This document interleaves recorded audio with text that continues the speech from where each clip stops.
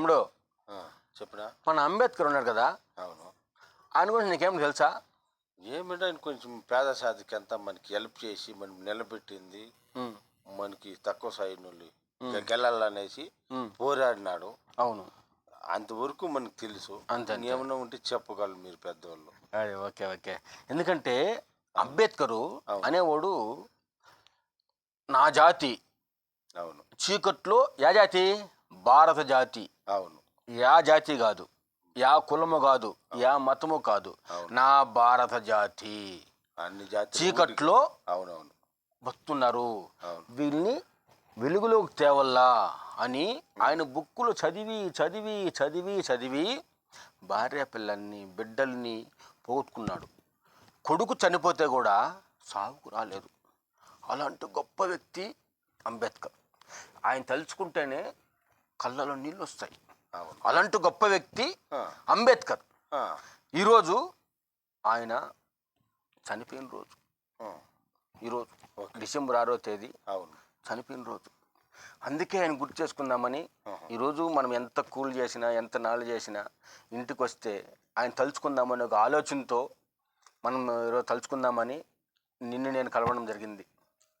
అంతే, అది చెప్తాం. కానీ ఆయన ఏమన్నాడంటే, ఆయన చెయ్యి ఇటు ఉంటుంది. అవును, ఎటుంటుంది? విగ్రహం ఇటు ఉంటుంది. అవునవును. ఏంటికి?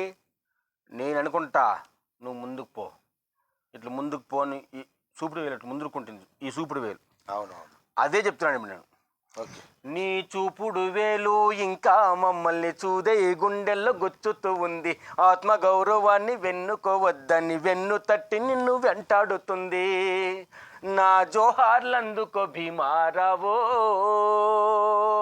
మా జోహార్లందుకో భీమారావా. నీ చూపుడు వేలు ఇంకా మమ్మల్ని సూదే గుండెల్లో గుచ్చుతూ ఉంది, ఆత్మగౌరవాన్ని అమ్ముకోవద్దని వెన్ను తట్టి నిన్ను వెంటాడుతుంది. తల్లి భీమాబాయి గర్భం దాటి మాతృభూమిని స్పర్శించినప్పుడు మహచ్చెరువులో నీటి బిందువులు ఒక్కసారిగా ఉలిక్కి పడ్డాయి. చల్, నీవు పుట్టిన నాడు భీమారావో, సూర్యుడు సంతోషించాడా భీమారావా. మా జోహార్లందుకో భీమారావో, మా జై భీమ్లందుకో భీమారావా, మా జోహార్లందుకో భీమారావో, మా జై భీమ్లందుకో భీమారావా. అందుకే తమ్ముడు, అవును, ఎందుకంటే ఈరోజు మనం ఈరోజు ఈ భూమి పైన అవును ఈ షర్టు, ఈ ప్యాంటు, ఈ షూలు వేసుకొని తిరుగుతున్నామంటే గొప్ప అయింది.